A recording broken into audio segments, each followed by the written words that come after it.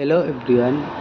If I struggle to understand electricity and magnetism, then you need to check out Electricity and Magnetism by A.N. Matveev, a classic physics book from a publisher's Moscow.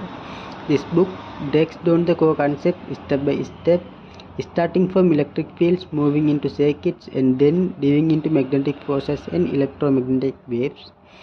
What makes it stand out is its clarity. Instead of just giving formulas, it helps you actually understand the physics behind them. You will build a strong foundation in topics like electric potential, current, magnetism, and Maxwell equations. It's perfect for students, self-learners, and anyone serious about physics. Even though it was published in 1986, the knowledge is still 100% relevant today.